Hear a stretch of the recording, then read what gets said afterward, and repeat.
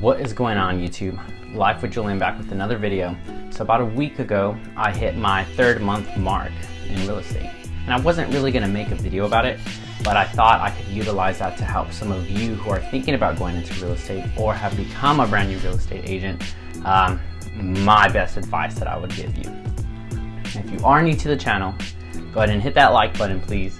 Subscribe, and just know that I do upload twice a week about either real estate, fitness, or just business in general, since real estate is a business.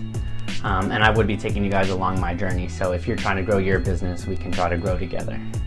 And let's go ahead and get that video started. If you're wondering why there's 3 doors behind me, I'm in my little office. So if you see here, I have a cool little office in my apartment, and I utilize that for my business, my thinking, and my editing with everything else that I do. And let's get this started, guys. So my biggest advice to anybody, for number 1, because I'm going to give you guys 3 different topics to talk about. Number 1 would be to save before you become a real estate agent. And if you are working part-time as a real estate agent and you want to go full-time and you are working just like me, you definitely know exactly what I mean.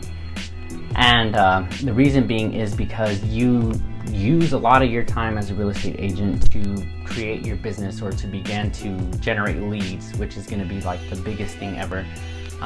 You'll hear that everywhere. And if you're working a 9-to-5 job, you are in such limited time to where you're able to actually generate leads. And because of that, it can slow the progression of your business. And I definitely know that, dear, just because, like I said, I'm in that same exact position, and I wish I knew that before I started. I would say to save at least 6 months worth of rent and bills. And the reason I say 6 months, not just 6 months, is because there are tons of finances that go into, becoming a real estate agent. First of all, for example, like getting your license, paying your realtor fees. And then, of course, you want to make sure that you're able to have a stable income. So 6 months, I believe, at least personally, like I said, I'm only at month 3, but from what I've learned so far, I believe 6 months would definitely be like the sweet spot, because that definitely gives you enough time to start at least closing one deal, because some people don't even sell their first home in a year. And I'll be completely honest, I haven't sold my first home yet, and I will tell you right now that I have had some potential clients, or I could have at least made income, whether it was lease, somebody was looking to buy a home, and I've even met with for sale by owners to see if I could list their properties. But it's not always going to go smooth. And you got to keep in mind, even though you're trying to help people out and you want to basically give them the best possible experience, whether you're trying to find their home or sell their home, it's just not always going to fall through, and it's still sales at the end of the day. So of course, it takes practice and repetition to get better at what you're trying to do and conversating with people. So my biggest thing would be to save as much as you can before quitting your job, or before cutting your hours, or before going into real estate, because you are going to need a lot of time to work on your business, and that's a huge one. So number 2 might sound funny, but I think it's a big deal. And I would say that that's just to be yourself. And the reason being is, when I first entered this business, I'm telling you right now, I came from like a personal training background, a retail background. I was really good at what I did, but it's because I would always be myself. But when I first came into the business, I didn't know where to I guess you say, cut that limit off. And I'm not saying like go out there and start cussing up a storm. Maybe some people do that. Maybe some people are themselves 100%. But I would say that at least be yourself, and don't be so timid and shy, and don't feel like you have to act so professional. Because at the end of the day, you want people to buy from you, and you want people to come back to you. And I've noticed that that's been helping me lately, as far as like keeping up with my clients, because they know who I am. And I'm not trying to hide myself or be somebody I'm not, because you can only hold that for so long. And besides, if you're like a really energetic person, why hide that? And why, bring down your tone and be like, hi, would you like to buy a home from me? Because if you do that, then of course nobody's really going to want to come back to you, because that's not exciting. And it's a big experience for them. So just be yourself. And like I said, you want to set yourself apart from other agents, because if you're just super hardcore, like not yourself, and you're just keeping up this front, then what makes you different from any other agent that could list their property or home, who might have that same energy, versus someone who is super energetic, super talkative, and you can bring that to the table, and they can see that, and they can feel that that would help them in the process of finding or selling their home and negotiating, because you got to be really good with your social skills. That's another big thing. But same thing, like when I was doing video tours, like I had no idea, like for example, like open concept means like, you know, I guess like the kitchen and the living room are connected and you can see everything. I'm still learning, but like it's just you're gonna maybe have to tweak a little bit of things, you know, to like the real estate language world, but I don't think that's a big deal. But I mean, even in the beginning, if you're just like tons of space, like I don't see why that would hurt you, as long as you are just being yourself and you're bringing that energy, and if they can feel that energy, then of course they're gonna get excited too.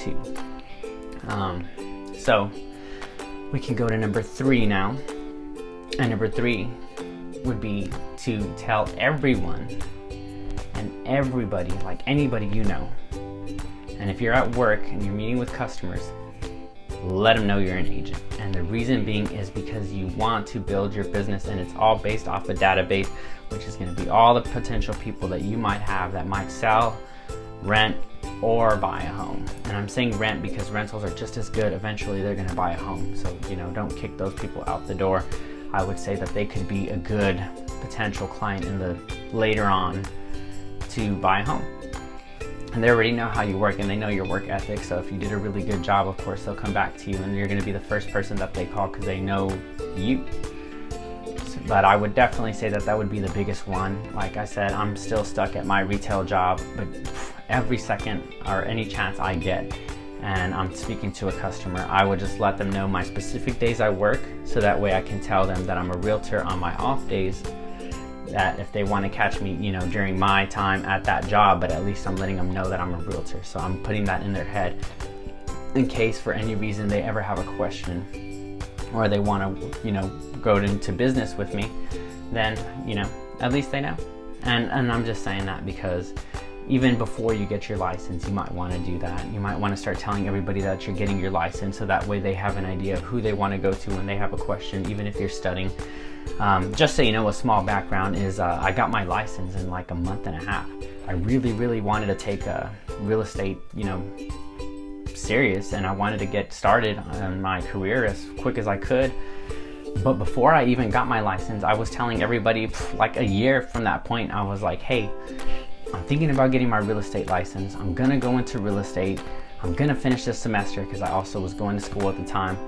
And because of that, everybody would ask me, hey, how's that going? Hey, how's that going? Hey, how's that going? And now they all know I'm a realtor, and I've been telling them for like a whole year straight. So of course, when they have a question, I hope I'm the first person that pops up in their mind. That's basically what you want to do, is you want to be the first person to pop up in somebody's mind when they think about real estate. And constantly telling people is going to do that for you. And of course, you got to be very active on social media. So same thing, like setting yourself apart. Since I work so much, I'm utilizing my social media to help me generate business, like constantly posting stuff about real estate or like video tours. As you can see on my YouTube, I post those on my Facebook too, because I have a business Facebook page, and I want to keep refreshing everybody's memory that I am a real estate agent.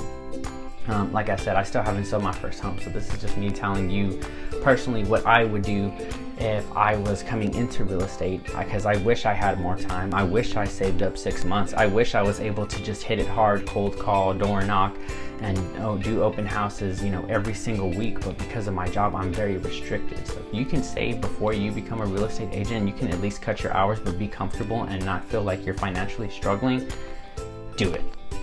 Trust me, it'll make a huge difference on your business, because I've started a class with other people that I trained with, and because they had that luxury of not having to go to work every single day, they're able to lead generate a lot more, which is of course your biggest deal that you're gonna have to do is lead generate. So alright guys, so that's gonna be the video for today. Just a quick little like 3 tips that I would give you. If you are interested in like the finances of real estate, for example, like how much it costs to get into real estate and how much it's costing me while I'm an agent and not getting paid by real estate yet, I can definitely make a video about that, so that way you have an idea before you get into real estate. If you're thinking about getting your license, just go ahead and leave a comment down below, and I'll give you exactly what I've been paying and exactly what I paid to get my license. But thanks guys for watching my video today. Once again, go ahead and hit that subscribe button, give me a like, and see you guys soon.